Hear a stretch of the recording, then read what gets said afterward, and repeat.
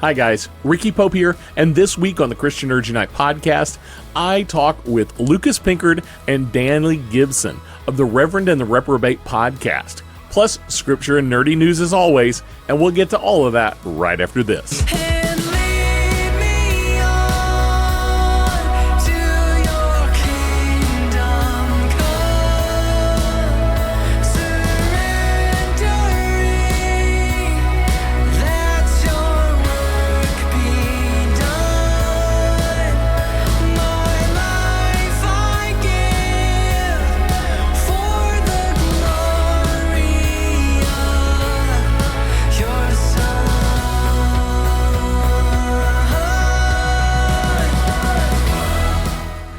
Over the past 2 years, I have gotten to know Lucas and Danley of the Reverend and the Reprobate podcast.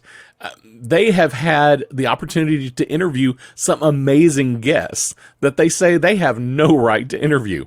In our interview today, we talk about that as well as some of their favorite or most interesting podcast guests, as well as their early years as traveling Christian musicians. But before we get to that, let's do some scripture. Let's read Ephesians 2, 4 through 10. But because of his great love for us, God, who is rich in mercy, made us alive with Christ, even when we were dead in transgressions. It is by grace you have been saved.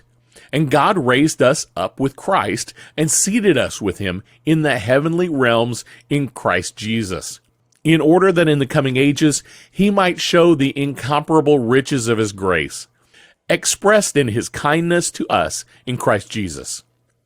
For it is by grace you have been saved through faith, and this is not from yourselves. It is the gift of God, not by works, so that no one can boast. For we are God's handiwork, created in Christ Jesus to do good works, which God prepared in advance for us to do. Just as Lucas and Danley acknowledge that they don't deserve the privilege of interviewing such remarkable guests, and, I have the same situation here, we don't deserve the opportunities we've been given to us, nor do we deserve the grace of God. However, as Paul states in this passage, that is the very nature of grace.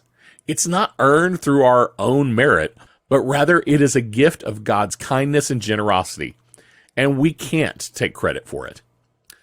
Now, let's look at some nerdy news. Looks like the upcoming Alien film, currently titled Alien Romulus, is set to begin filming in February. The film is being directed by District 9 filmmaker Neil Blomkamp, who has previously spoken about his passion for the Alien franchise and his desire to make a new film in the series. The film is said to be a direct sequel to James Cameron's Aliens, that will be the second film in the series, and will ignore the events of the subsequent Alien films. Sigourney Weaver, who starred as Ellen Ripley in the original Alien film, will reprise her role in the new film. It's also rumored that Michael Biehn, who played Corporal Hicks in Aliens, will also return for the new film. The plot and other details of the film have not been revealed yet, but it is expected to be a return to the franchise's horror-style roots. The trailer for the third season of The Mandalorian drew a record 83.5 million views in the first 24 hours after premiering January 16th during the NFL wildcard playoff game. The show's creator, Jon Favreau, has stated that the third season will continue to explore the world of The Mandalorian, as we expected. Pedro Pascal returns as Din Djarin, the Mandalorian, who travels the galaxy with his foundling Grogu. The trailer focuses on familiar faces, and it looks like we'll be seeing much more of the planet Mandalorian this season. The series will deal with issues that were shown in the Book of Boba Fett, so if you haven't watched that, you might want to check it out. The Mandalorian Season 3 debuts March 1st.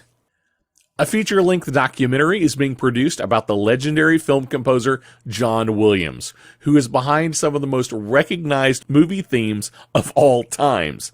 Amblin Television and Imagine Documentaries are in the early stages of production on the documentary, Williams has composed the music and served as musical director for more than 100 films, including greats like all 9 Star Wars films, the first 3 Harry Potter films, JFK, Born on the 4th of July, and Far and Away. He has a nearly 50-year artistic partnership with Spielberg, which includes films like Indiana Jones, Jaws, Schindler's List, E.T., Jurassic Park, Close Encounters of the Third Kind, and so many more. Williams is a 5-time Academy Award winner and the most nominated living person in the history of the Oscars. I am very much looking forward to this film. Well, Lucas and Danley reached out to me a little over 2 years ago to be on the Reverend and the Reprobate podcast to share about Christian Nerds Unite and who we were, and to share about my wife's amazing journey of having a total artificial heart. Since that first meeting, we have become really good friends. We chat on a regular basis, and they even joined us for the Marvel Universe role-playing game playtest episodes we did. They also took over the show one week last year, if you heard that, while I was in the hospital. If you missed the episode, it was something to watch, and I'll put a link down in the show notes. I felt it was high time I had them on this show formally, so they could share their journey with you. Lucas and Danley, it is so great to have you on the Christian Nerds Unite podcast, finally. No doubt. This must be a real pleasure for you, Ricky.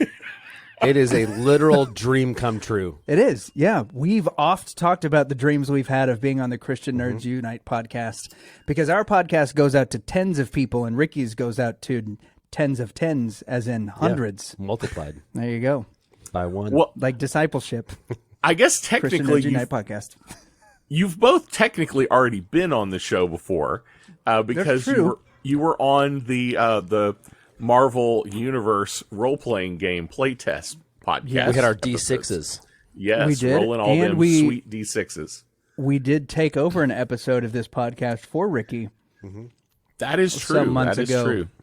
Yeah. That was an experience. You're telling us.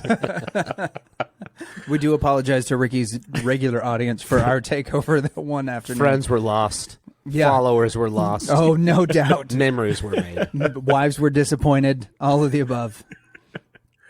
Well, it's great to have the Reverend and the Reprobate on the show finally, officially. And so tell me a little bit about the Reverend and the Reprobate. How did this show come about? You which one of us? You're going to have to direct questions to us. Otherwise, we're going to end up talking over each other.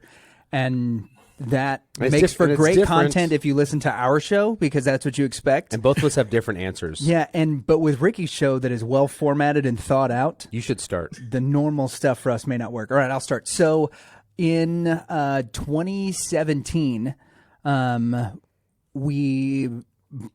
our church was approached to doing some podcasting stuff by a friend of mine who was big into the podcasting business and did it for a lot of corporations. And so I had started helping him with some content creation and stuff on that end. In 2019, we really felt led at the church that I pastor to invest into online and streaming sort of mediums as a way to tell people about the gospel and to teach people and that kind of thing. And so when the pandemic happens, we're sort of uniquely equipped, even as a small church, to be able to do those kinds of things. Well, we get to the summer of the pandemic. We've just started having in-person meetings again, but most of them have been outside. I'm looking for a new creative outlet because being inside is getting me stir crazy. We've got all of this awesome podcasting equipment and media equipment that we have up at the church. And I was like, you know what? The only way that we're going to get better at this, or that I'm going to get better at it, is to create something where I'm forced to build my chops and do something that's outside of what I normally do. Well, one of the things I really wanted to do is talk to people that were authors, and I had like this list of people that would be like more or less like my dream interviews, and I was like, how in the world can I talk to these folks? I was like, well, if I had a podcast, it would be able to do that. It would stretch me creatively. It kind of checks all these boxes. And then my next thought is, who would I want to do this with? And we had done some things like my wife was not interested at all. She's a wonderful singer. Like she's great on stage. But she has no interest in doing podcasts. She has no interest in listening to podcasts, especially ours. And so that's really not really bad true. at times. Mine too. Yeah, like and Same. Occasionally I Same. say some things that yeah, like we had her on, or we had both of our wives on an episode. And one of the things we do is we have this tagline that says, all of our guests read it and say, I'm so-and-so, and this is why you should never listen to the Reverend and the Reprobate. And my wife's reason is you should never listen because I don't. Like that is just, pure honesty. So as I'm thinking about who I can do this with, who do I know that I can engage with creatively, who is more or less going to be like savvy enough to be able to work off the cuff, is quick enough intellectually, and also will take, even though we want to do something that's fun, we'll take everything seriously. And the only friend that I really had that came to mind that checked all of those boxes was this guy named Jared. And no, it was it was Danley, and he was the only one. Well, Danley and I have been friends. We played music together. We've been friends for probably close to 20 years now. Yeah. Coming up on it. But we hadn't done anything regularly other than like maybe talk on the phone like once a month or something like that in years. So I was a little skeptical of whether or not he would be down to do it. So I started by recruiting his wife and saying, "Hey, Heather, I have this idea. Do you think Danley would do it?" And her response to me is, "I'll make him." And so like at that point I was like, all right, sweet. And so then I called Danley, we talked about it, and for me, as far as like the rest for me, the rest is kind of history. But from like your end, how did it get started? Yeah, from my perspective, it was something. Yeah, I've always wanted to do a podcast. I've always, I've watched several. Jared, by the way, is who Danley originally wanted to do a podcast It wasn't with. a podcast. There was something else totally different. You always bring this up, but totally different. So I have always, been interested in this. And from my perspective, it was during the pandemic. I was definitely depressed and getting fatter at home. Sitting down, doing nothing helpful. Right. And you called me. I did. And slowly tricked me into joining your church, which is exactly what happened. It was a slow burn. I'm sure that you had, I just feel like you had this ulterior motive of let's do this fun thing, you guys and then I'm going to trick him to you join. had joined the church prior to the podcast. Yeah, because I looked this up. Y'all officially I don't remember that. Joined the church in April. We didn't start the podcast until June. I don't think that's true. That it is. I need proof, I'm but gonna look but it not up right now. But yeah, so it was a fun thing, for me during the pandemic that started, and like he said, there's some people that I would have loved to have talked to. Some of them I thought for sure there's no way, and we were able to get them and talk to them and make friends, and Yeah. it's been a lot of fun. It's been a lot of work. What's weird is now that there's all these people that we really wanted to talk, because the tagline for our show is two best friends interviewing people that they have no business talking to, which is really accurate. And there are some people that we really wanted on, and now they want to come on, and we're kind of tired of talking to you. Like, you don't really have anything else to offer our show. That's not true. Jeremy Nunez, but whatever. Yeah, so that's how we got started. Yeah. I think it's a good representation. Yeah. So Danley, where did the name come from? Him. Yeah. When we were talking about it, he pitched the idea because, we were brainstorming and what are some funny ideas. And, I wanted to be, I like comedy. I like humor. So I wanted something along those lines. He said, what about Reverend and Reprobate? And I went, done. Yeah. That's it. Like, I think we probably spent 15 seconds on it. Yeah, it was. You had obviously done some pre-thinking. It was no time. It really it came out of the nature of our relationship. Yeah. Is because one of the other groups that we've had on, like we mentioned, we had our wives on. We also had our moms on. Yeah. And both of our moms kind of had the same feeling about the other one. My mom pulled out a gun, too. And confronted me. I mean, she didn't pull a gun on people, but she pulled it out to confront. Had this gun. Once and for all, where did this gun come from? Yeah. And she wanted to know. And Danley continued to lie to her, even on our show. But our show, we film in Texas. Like, this is pretty normal. Yeah, like his mom got off of her horse and came and pulled out a gun and wanted to know the real meaning behind it. And As you do. And and she still doesn't know. Yeah, back in her hip holster. So on her in the prison yard. So we we started our friendship playing in a band together, and then we were both really young, so we ended up at each other's parents' houses, and I think both of our moms kind of had the same sort of skepticism around the other one. Like my kid, like they know what they did in order to, like, they prayed for their kid and they had us in church and they made sure we were walking the straight and narrow. And then they met the other one and they were like, I don't know that you're going to be the best influence on my son. And so that's really, for me, that's where the genesis came from, is because like both of our moms were like, oh no, I don't know if my sweet baby should be hanging out with this idiot. And so that was kind of where it came from. And I thought that Danley would know what reprobate meant. Which is, I did. Yeah, it was awesome because you laughed at it immediately. Although I didn't get quite the spiritual aspect. One is elected and one is not. Yeah, I didn't. This is kind of a shot at some of our Calvinist friends. Yeah, this is something that I learned throughout, and it made it funnier. Yeah. So there you go. Essentially, there you go, James White. It's yin and yang podcast. Yes, yeah, that's exactly what it's yin and yang for Christians. Now. It's called the Reverend and the Reprobate. Correct. Now, my understanding is, okay, now there are some things that are kind of running gags on your show. Yes. One of those running gags is that Danley's mom is in prison. Yes, that's true. That is a running gag. Where did that come from? Well, the answer is in a song. It is. It's from a song. Yeah, it is. Okay.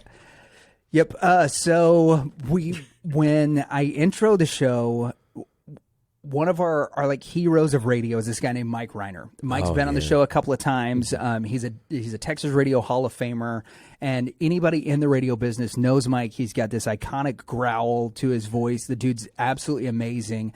But one of the things that really stood out to us is that he had these ways that he would intro people that were incredible. He introed the show that he was on for 20-something years with this whole long like diatribe, and he did it one time, then he memorized it. You need to heed to, tricep, mill about smartly around the premises, and on and on. And then he had these ways that he would intro the guys on the show that were really funny. And I was trying to think most of abrasive, over the top personality, radio personality, all this kind of stuff. And so I was thinking, like, what would be a funny way to intro Dan? And like, what could I do that could be like a running gag? Well, I was listening. Also makes my mom mad at the same time. Yeah, for sure. Anything we can do to upset our moms or our wives, we try to do on the show, because again, they don't listen, so they'll never know about it. As you do. But we were doing some work around the house, and I've got this like outlaw country playlist. And this verse from David Allan Coe comes on, and it says, I was drunk the day my mom got out of prison, and I went to pick her up in the rain. And so one day on the show, and I was like, and here's a guy who was drunk the day his mom got out of prison. It's the reprobate Dan Gibson. And that's what started the gag about his mom being in prison, which has now gone on for over 2 years. And not only that, but I had family members that should have known better. Like my mom's sister called after listening to the episode, and she said, "What happened to Majin?" I was like, "What are you talking about?" Because we like made up a reason that she had gone into prison. She got in trouble with the law, and I was like, "What? What are you talking about?" Yeah, we made this up is your sister. We made up some story about how she got like in a fight in the front yard of your house, and they were like, it was just believable enough that. So yeah, she is not a fan. Actually, she's coming around on it. I've got a picture, and we haven't done this yet, but both of our moms like a little combat. Yes, yeah, they do. They like a light. They're Texas ladies. Yeah, and hyper sarcastic, and they raised us right. We're homeschooled kids that don't have terrible social skills because I don't identify as a homeschool kid. Our moms were like that. So. We have this picture, and I'll have to see if I can find it, because I had it and I wanted to put it on a t-shirt because your mom was coming to like a Christmas Eve thing. Yeah. And it's a picture of his mom, and it's got one of the imprison boards on it. And, like, for the reasons why it was like, snuff, like dipping snuff and other stuff or something like that. And we've made up a lot of stories over the past year or two. And I showed it to Dalen, and he was like, I don't think she's ready for this yet, but like soon we can pull that up soon. So I think we're gonna make T-shirts and sell them in the store whenever we get that rolling. But yeah, it is. You did bust us. It is not true. It is not true. But we are going to continue lying about it. Yes, yeah. I mean, she did bring a gun into the studio. There's that. So it's not like she does have the outlaw spirit, raging, maging. absolutely. Well, I'm just thinking if her was it her sister you said? Yeah. If her sister said what happened, This is true. there are things called you me. guys don't know that she does. Right. Yeah. Yeah. Yep. There's a possibility there. Yeah, it was So- not totally out of the question. That's for sure. So one of the other things I've been hearing lately is that Danley is on his way to becoming a pastor. This is some another more lie. just garbage that's on the show. Is Okay, this so- is this a running gag or is this actually a a little bit. thing? Yeah, a little no. bit. So Danley's taken over some of the responsibilities in like helping lead worship at the church. Well, really, it started when you guys went to the hospital with Levi. Yes, yeah. So Going- my son was born 9 weeks premature. My wife was in the hospital for 21 days prior to that. We got a whole episode about that if you and want to this is listen definitely to it. But unplanned and an Yeah. emergency. Yeah, So so- I kind of went. Okay, there's a lot of slack to pick up At the church, Let's yeah. do it. Let's make it happen. Mm-hmm.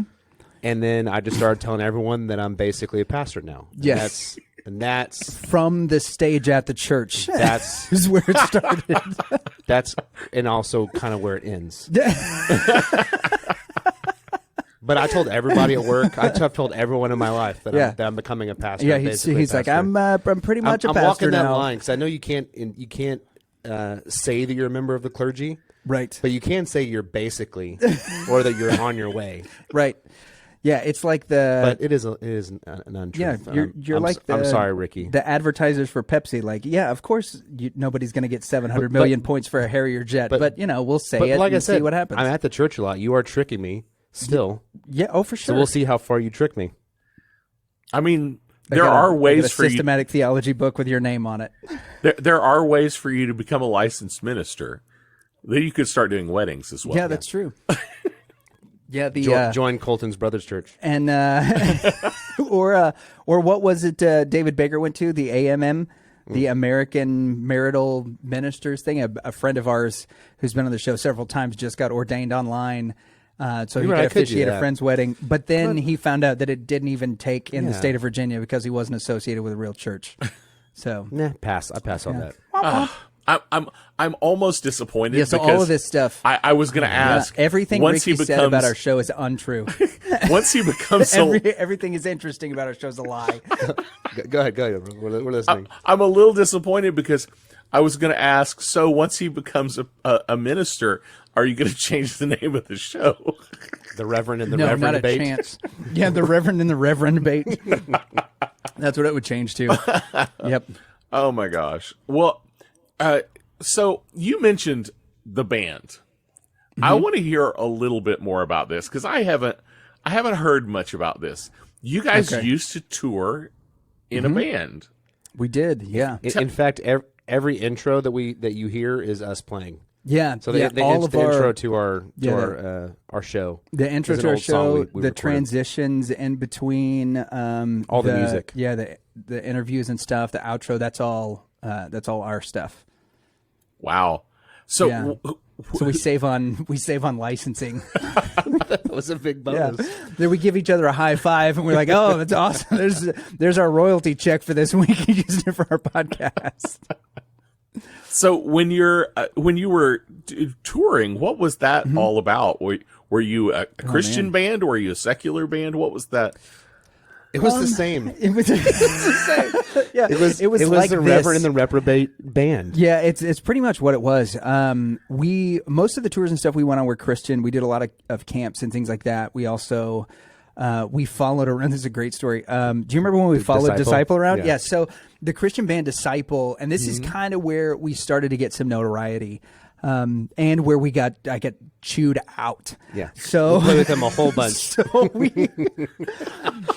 So we were for a long time. We were a local like Christian rock band, but they would let us into a lot of the secular venues because they liked our music, right? Like they didn't really care We get yelled at. I just wanted to play rock and roll. I just like the music. Yeah, we get yelled at a couple of different venues because like we were headlining and we told them, hey, look, we got to play at church in the morning. Like we need to be out of here by like 1 or something like that. And so like our audience asked for an encore one night, and I was like, listen, heathens, we got to be at church in like 6 hours. All right. So you're going to get one song. And they started like yelling at us. And I was like, have you not listened to like anything that we've played all night?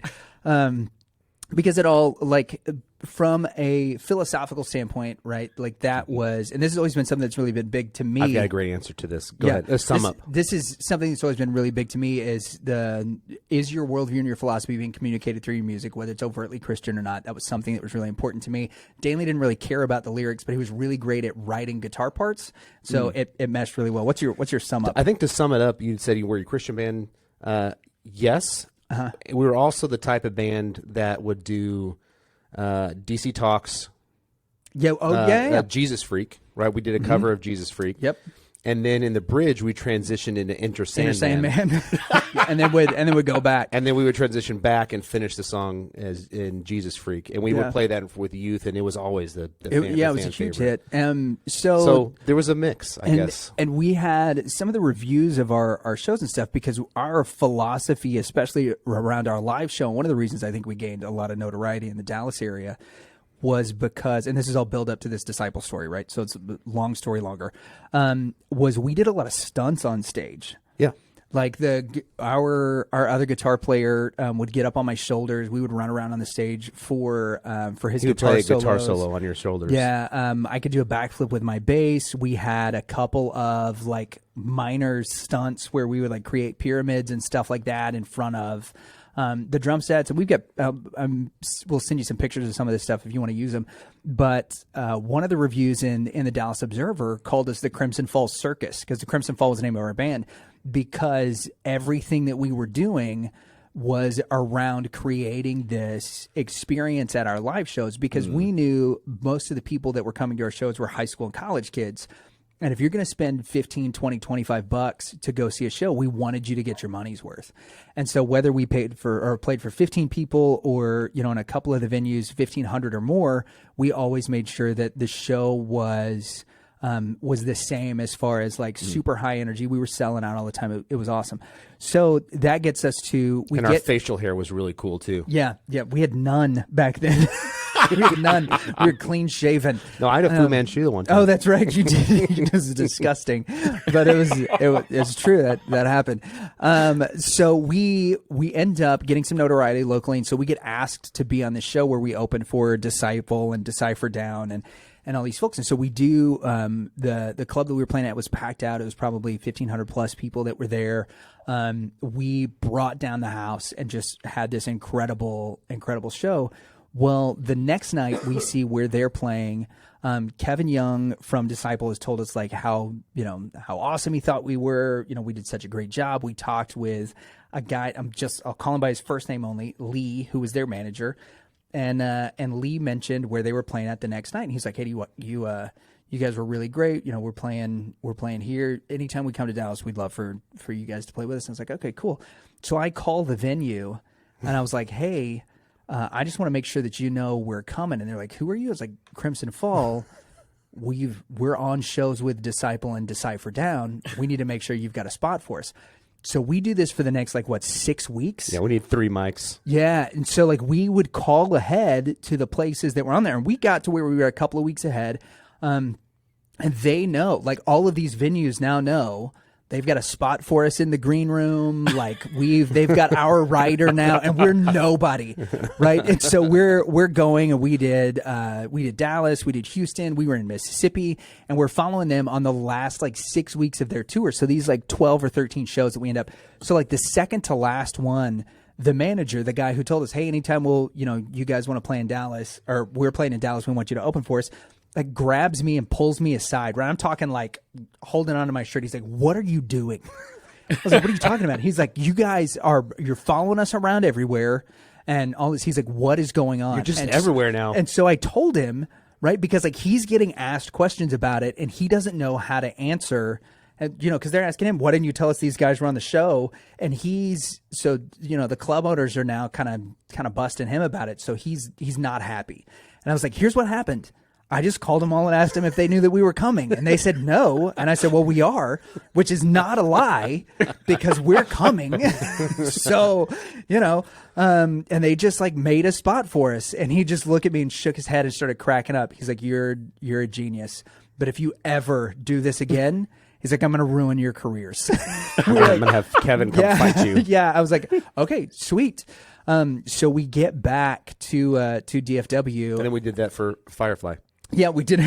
We did it for them. We did it with a few other bands. We just never did it with Disciple again. But when we get back to DFW, some of the A&Rs from other places had seen us, and that's when we got our first call from Epic Records, who they were the ones that courted us all the way up until the band just kind of dissipated.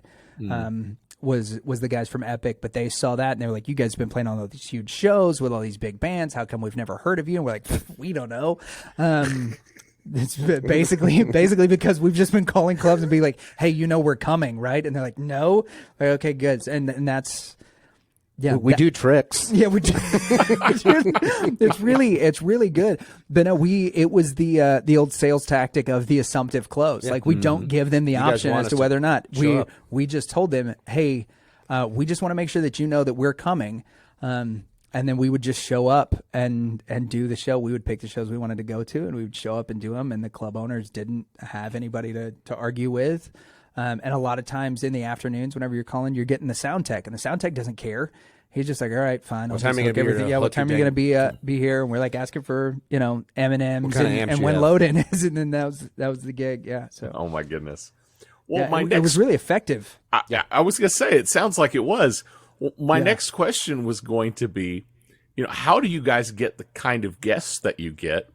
But based on that conversation, I think I know. Yeah. No, I mean, the guest is a little different. I mean, you send out most of the emails right now, I think, for most of our guests. So we actually followed a playbook from your buddy. Yep. That literally wrote a book on podcasting, content-based networking is what it's called. Yep. And in it, he details how to get guests is really 3 sentences, cold email, friendly. For instance, if I was emailing you, typically was during email was a lot during the pandemic that everyone was responding. Mm-hmm. Some of it was over Facebook messages or whatever, but it's a friendly. Hey, Ricky, I've got a podcast. Would like to be on it. I'd like to talk about these things. Think you're fantastic. Let me know. Just short and sweet. Yeah, and the subject line is just podcast interview ?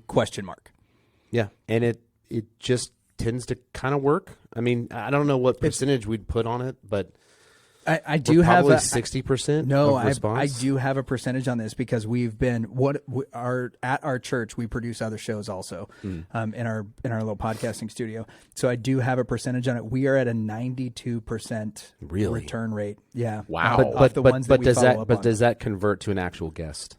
92% of the time we get a reply, and I think 70-something% of the time we end up with a guest. That's really kind of what I'm talking about. Yeah, but there's a lot of those people it works too. Well. Yeah, there's a lot of those people too that say, "Hey, you know what? Follow up with me in March. I'm super busy. Follow up with me in March." And I would say of those, the majority of them, because we do initiate the follow up, will get back to us and we'll do it. And then there have been a few that we've tried for years to get on. Colin Mockery is one. Yeah. And Dusty Slay. Yeah, Colin Mockery from Whose Line Is It Anyway? And his manager just keeps kind of kicking the can down the road. He's like, "Oh, it's you guys again. Try us in September. Oh, it's you guys again. Try us in January." But the thing is that we're diligent with the follow-ups, and one of these times he's going to tell us, "Hey, Colin's got new management." We're going to be like, "Hey, this guy told us we could have him on, so we're showing up. Do you have a spot for us?" I was going to say, Colin Mockery is doing some interesting ad production right now, so I think you might be getting close. Let's hope, right? He's become really active since what was the name of that show that he did where it was all the comedians like Last in a house? One Laughing. Yeah, it was him and Catherine O'Hara and Tom Green. Was it Catherine O'Hara? Not Catherine O'Hara. What's her name? I don't know. The big ones were Tom Green, Dave Foley. Yep. There was it was Canadians. There was a bunch of Canadian comedians. And they get together and they have, I don't remember what it was 4 hours or something that you cannot laugh. And this is the funniest people in Canada, of which are some of our funniest comedians in North America. I wouldn't be able to do it with Colin Mockery and Dave Foley and who ended up winning? Spoiler. It was Tom Green. Okay. I think. Yeah. No. Colin Mockery.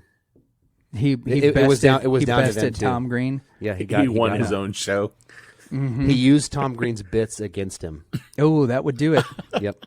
Because comedians love nothing less than having their own stuff done against them. But anyways, well, I don't want to ask you the unfair question of who was your favorite guest, but I will ask you this. That's not unfair. You don't think it's unfair? No. So, well, then I'll ask, who has been your favorite guest? Ricky, that's really not a fair question. They're all so great. I struggle with this one because I got like maybe top 5 or 10. Number 1 would be difficult. It kind of depends because our show. Yeah, but I think Mike is probably tops for both of us. The guy we were talking about earlier, because he was such a kind of a hero of ours in radio. We both listened to him growing up on the radio our entire lives. So him coming in studio and being our friend that's been pretty big, unbelievable thing that we've gotten to do. Yeah, but I think too, like our show is so, everybody that's listened to it that's been like in podcasting, they're like, man, you guys, y'all are great interviewers. And we're like, oh, thank you. And they're like, you're handsome and funny. And supermarket, they tell us all of these really nice things. The biggest criticism that we get is they're like, you don't have a niche. Right, and that's one of the things. Like, if we were to take our show and make it just about Marvel comics or something like that, what we've heard from most of these people that do this for a living are like, your show would blow up if you had a niche.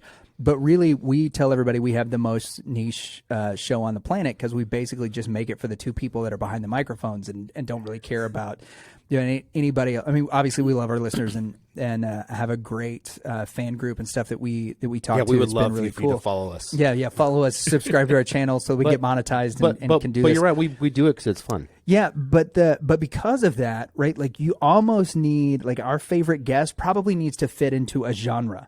Like our favorite guest when it comes to true crime, right? Was it the guy who committed the second largest bank robbery in U.S. history? Was it the the lady whose mom or the guy whose mom came on because he created the dark web?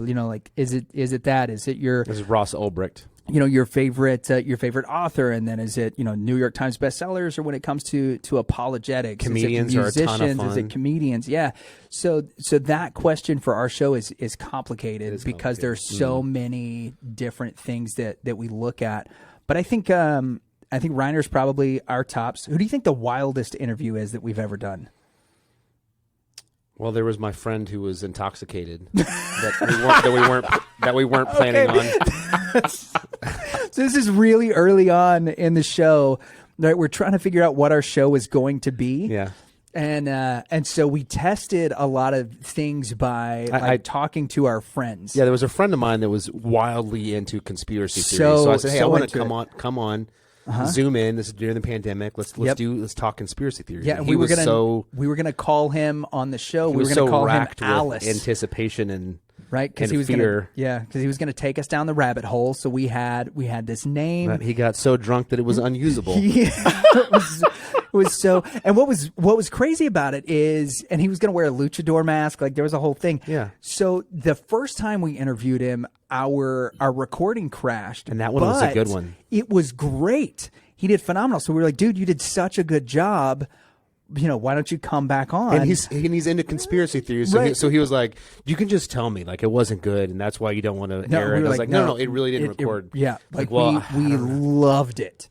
But he was so in his own head about it. So he comes back on, and the first recording was great. That and one the was wild. Second times he comes on, he was just the most loaded of any human that I've ever I hope you can use this. It was so he was asking us questions that were very inappropriate. Like, oh man, very funny. Just questions about men's health that no man should ask another man, especially not just an open forum. What else was a wheels off one? So that one really was. When I think of wild, that's Alice was certainly one of the ones that was the craziest.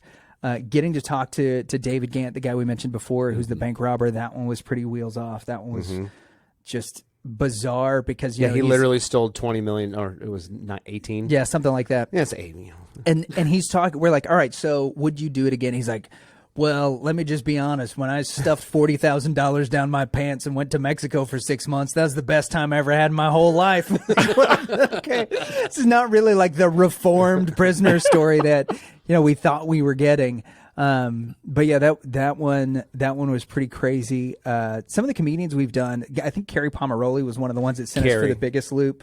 As far as just like wheels off, because like her ex-husband was living in her garage. If you want a wild interview, get Carrie Pomeroli. Yeah, her ex-husband was living in her garage and just like showed up in the middle of the interview and started like giving commentary. I remember that episode.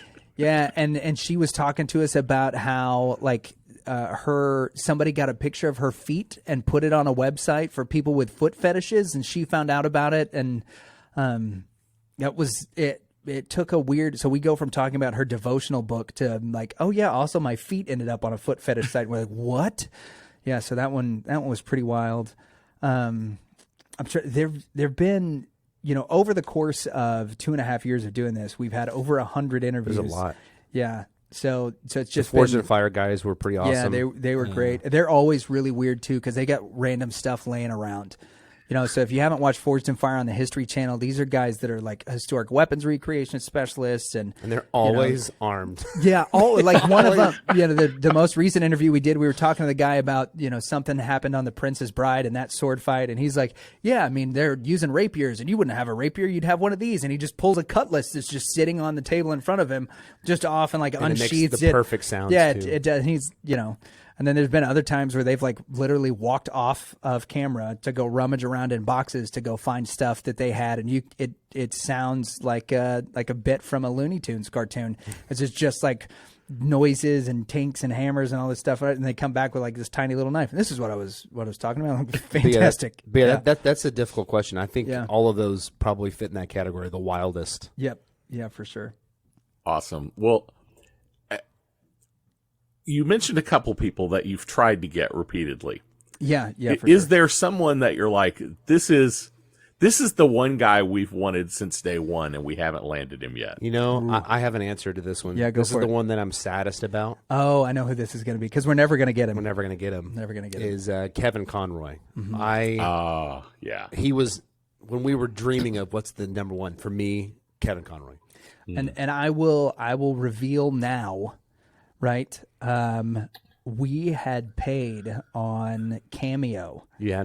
So I spent and my wife is going to kill me if she listens to this. So I paid the $150 on Cameo. Oh no. To get something from Kevin Conroy for your birthday last year. Right. And in it said, we really want you to come on our podcast. Well, he ends up not doing the recording because it didn't happen in time. The reason my wife was killing me because I didn't ask permission to use the $150, right? Yeah. And it's on a credit card that's only in my name, right? So it was totally like stealth. It's Lucas's fun money. Incognito mode, right? So, but it didn't get made in time, and they had shot me an email that said it wasn't going to get made, and so I never brought it up, never mentioned it to you. But there was a legit attempt. Yeah. Yeah, there was a legit attempt to get Kevin Conroy. Like money was put up in order to do that. And I figured, you know what, even if we got like just the birthday shout out, but now, seeing how he passed and what he was dealing with, it was probably like right in that time where, his illness was and then Norm Macdonald would have been another one. But there's there was no way we were going to. Both of those guys are just out of this world. Yeah, Colin Mockery, I think, is probably one of the ones that's still up at the tops. Carl Truman was one that we tried for over a year to get on, and he was really great. And, one of the things about him that was so fun is his books and stuff that he writes are very, very, very heady, especially when it comes to like cultural apologetics. And so we did get to have a really great sort of intellectual conversation with him. But the dude has such a quick wit and is so fun. That when we entered into our last segment of our show, which is called Controlled Rowdiness, where we just ask people like rapid fire questions and stuff like that, that was really where he came to life. And Nancy Pearcey was kind of the same way. I was going to say there's a whole section of kind of one for you, one for me. Yeah. That we could say. Yep. that these are the smarty pants. Yeah. Yeah. Nancy Piercy, Carl Truman, Stephen Mansfield. That when you interview them, first off, they're a fantastic interview. Right. But, Yeah. But I have never felt more stupid than there's talking something to some about of these that. Brilliant people. For sure. Yeah. And I go, I shouldn't be talking to you. I definitely have like the imposter syndrome, a little bit of. I have no place at this table. Yeah, with none. with these brilliant minds. Well, and they're so sweet. Yeah. Like that's what They're I think. gracious They're and so fun and- gracious about how dumb we are that I don't think people really know. Like the very first time we had Stephen Mansfield on, he was the first like heavy intellectual that we had on. It was really intimidating because the week before we'd had David Baker on, who was our first like big guest. And then the next week we had Stephen Mansfield on, and so we're coming David off Baker's of on this, my level. Yeah, because Baker's just a dude, right? he just likes motorcycles, he's just fun, making swords, and dancing. Yeah, and so Stephen Mansfield comes on, and we're having this like really high level. Stephen Mansfield, New York Times bestselling author of like 900 books, and so he's talking to us about Christianity and men's mental health and the importance of building a band of brothers and why the suicide rate for men, especially Christian men, is so high and all of this stuff. And he's going over and he's like going way in depth on it. And Danley and I have a Slack channel and we're just like, we asked him one question and he answered like the next 5. And in our Slack channel is just us typing back and forth to each other. Oh crap, I have nothing left to say. Like what do we do? But he was very kind to us. Yeah. And when we were like, we would kind of come up with a follow-up question, and then he would take it and do something brilliant with a really dumb question and make us sound super smart. And he's been on the show several times, and will be again in January, February, because he does a lot of political stuff. And so he'll kind of be talking to us about some I think he's my friend too. Stephen Mansfield? I don't remember if I asked him. Yeah, I think so. I think you did ask Stephen Mansfield if he would be your friend. Every now and then I remember to ask our guests if they will they'll be our officially friend. be my friend. Yeah. So there's it's never backfired, but there have been a few where we're just like, I don't know if I want this person on I don't know if I need this person as a friend. Well, as I recall, you have been Yeah. called Yummy. Yes. Oh, yeah. This is Danley's big scoreboard. Man, I tell everybody about that. You wouldn't even you think I've been telling everyone about being tricked into joining church and then I'm basically a pastor. Everybody knows that Leanne Morgan has called us Yummy. Yes. Well, you specifically, because you have asked. So in our last segment, for those I who tell don't everyone listen, that I'm Yummy and Leanne Morgan has said it. Has she told you that? Right. So we're asking these rapid fire questions, and then if it's getting boring if the show ever gets boring for Danley, I hate that. for any reason, like the wheels are coming off, and I am like rolling my eyes. I'm like, oh crap, this is just not good for us. I mean, it's going to be great content, but like it's going to come with a lot of apologies from me to whoever it was. Come that in we were like Black interviewing. Adam. So you come in like Black Adam, with the just emotion like, of a rock. yeah, with the emotion of a rock and the need for Kevin Hart. Yeah. Yeah. So, so anyway, Danley will, in this segment, he'll ask a lot of people, have you ever been called Yummy by Leanne Morgan? And they're just like, what? Like it just comes out of nowhere and that says, oh, well, I have. And that's it. And then All it's of my on family to the knows. next question. Yeah. All of my friends know. It's ridiculous, but it's funny. Strangers, I mean, I ask them. Yeah, that was another one that was wheels off. Speaking of strangers, is the Tea Time Crimes ladies. Yeah. They were wheels off too. Yep. That was a great episode. I really enjoyed that episode. They're phenomenal, man, and their podcast. And they're the is female really versions taken of off. us, which is interesting. Kind of, yeah. They've got real similar energy to us, which is, I feel so sorry for their husbands, Brad and Chris. Yeah. Just as sorry for Brad and Chris as I do for Kirsten and Heather. They have to put up with it. So, yeah. Well, before I let you guys go, let me ask you 2 last questions. Sure. And one is definitely derived from what you were just talking about, your rapid fire questions. Oh, gosh. You've got 60 seconds. Tell me Oh, a man. story. Aliens are going to destroy the world. If you don't tell Perfect. them a story that makes them smile, what's the story? You got 60 seconds. Go. Who's this question directed towards? Yours. Oh crap! Well, obviously, I would tell him the story of Jesus, but like we say that the gospel's off the table. So is the gospel off the table here? The gospel's off the table. Okay. Crap, the gospel's off. Okay, so I'm setting my timer. My 60 seconds starts now. All right, so this one time I was dating this girl. It was 2009. I just gotten off of a really big tour where I was playing with a big pop group as a fill-in, and I was dating this girl. She was a student abroad in Spain, so I decided I'm going to go surprise her on Valentine's Day. I fly to Spain from Dallas on Valentine's Day, and I've got stuff with me in order to fly back home because the day that I get home, I got to go play a country gig at this place called Billy Bob's. We have this incredible weekend. We sneak into a play in the middle of Spain to see the flamenco version of Carmen. We go to all of these really romantic museums. I'm sleeping on the floor in this little side room that they have because we're both believers and we're trying to be good about all that. On the way to the airport, about 30 seconds before I go check out or check into my flight, she dumps me. So she dumps me on the way to the airport. I am just like devastated. I'm sort of in this haze. I go to check in. My flight has been canceled, and I've got to chase her down in the middle of the airport and stay with her for 3 more days, cancel my gigs. And I was heartbroken and devastated and wrote a bunch of really awesome songs about it. There you go. That's the story. Wow. Pretty good. Now there's a lot more details to that story. Like so I go and I run. My nickname since I was a kid has been Pookie. Yeah. And so, like, I ran her down in the airport, right, because they canceled my flight. And I'm like, dude, do anything. Like, where are you going next? Talking to the flight attendant. And he's like, Johannesburg. And I was like, stick me in a box. I'm not staying here with this chick that just dumped me on the way to the airport. So I got to run her down in the airport. And she turns and she looks at me. She like flips her hair and she looks at me. And she goes, Pookie. And she puts her hand over her heart. This dramatic wench. She puts her hand over her heart. She looks at me and she's like, Pookie, don't make this any harder than it has to be. And I looked at her. I was like, my flight got canceled. We're getting on the train. Like, let's go. And she was like, you're kidding me. I was like, no, But we found out, we found a way to tolerate each other for the next 3 days while I was stuck in Spain.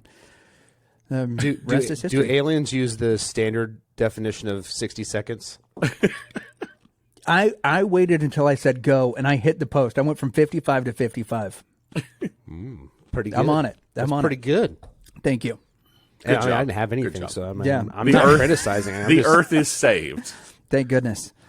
And now the aliens want to give me tapas and more details. So Yes. yeah, because Dude, there are other. Have you ever heard that story? Yeah. Because one of the other things that happened is like I walked her to school because she was, like I said, she was studying abroad. I walk her to school and then I'm walking back and I'm just done, like mentally, emotionally, physically, like I'm spent. I'm having to call the band that I was supposed to play with that night to do this gig and let them know that I'm not coming in. And I'm in a pair of black ostrich skin boots, the tightest pair of Levi 501 button-ups known to man in 2009.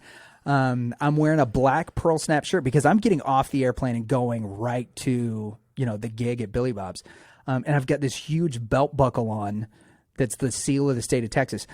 So I'm walking back to her apartment. I said, you know what? I'm just going to take a break. I'm going to go into this little pub and I'm going to sit down and just relax. And as soon as I walk in, there's this French guy that looks at me. Now, Barack Obama had just taken his oath of office in January.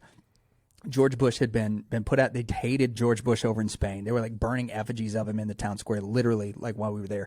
So I walk into this pub and this French guy looks at me and he goes, ha, ha, ha, George Bush. And I lost it.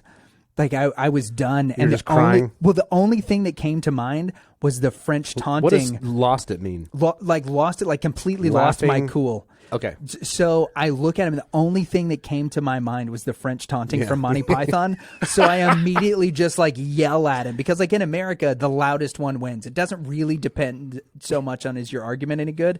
So I just start yelling at him. Your mother was a hamster, and your father smelt of elderberries, and he's like yelling at me. Be forced to taunt you a second French, time. right? And so like we're going back and forth, and I'm not even paying attention to the fact that there are other people that are watching this. Like this place is full because it's siesta time in Spain. And this dude at the end, he like bangs his fist down on the table and he gets right up in my face. And no lie, I look him right and we're like nose to nose. And I go, and that's how I ended. And I did that. Very effective. And he spat on my shoe and then he walked out of the door. And that's when it dawns on me that there's like 40 people in this pub that just witnessed what I would say is probably one of the lower moments in my life of self-control. And immediately the guy behind the bar starts clapping. And I was like, Well done. what the heck? And so I sit down by these British guys that are there. They ended up buying me lunch. And the bartender is, he's now a friend of mine. He was a guy from Sweden. And fun fact about him, he was the stunt double for Vega in the Street Fighter movies. Yeah, there you go. Fascinating I life. think the aliens were so entertained that you tricked them into joining Earth. They're going to help us work on a defense system. Yeah, Great. Absolutely. Well, guys, it has been great having you on the show. bet it Tell has. all the listeners, viewers, where can they find you guys? You got this one.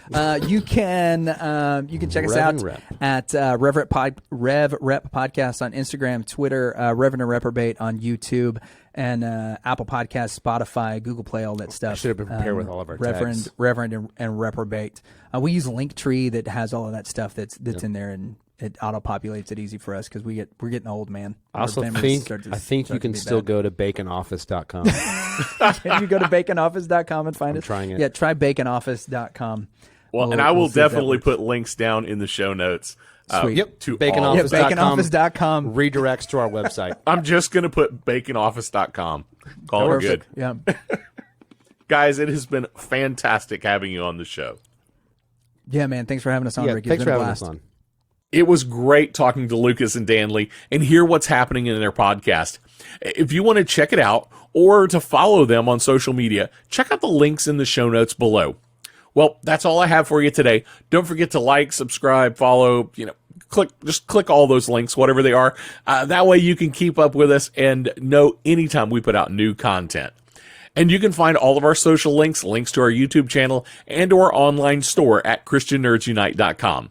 If you enjoy the show and want to help even more, consider becoming a supporter on Patreon. We've changed all of our Patreon levels, and every level has great benefits and makes a huge difference in the ministry we're able to do. Supporters will also get to hear exclusive stories of believers we are serving around the world through our ministry partners. To check it out or partner with us, go to patreon.com/ChristianNerdsUnite or ChristianNerdsUnite.com and click on support in the menu. Before you go, I do want to leave you with this blessing from Ephesians 3. I pray that out of his glorious riches, he may strengthen you with power through his Spirit in your inner being, so that Christ may dwell in your hearts through faith.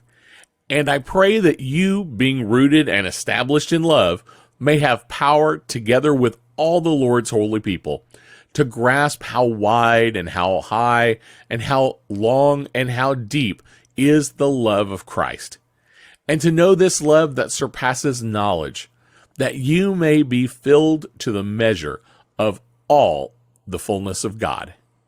We'll see you next week. Blessings. Hey.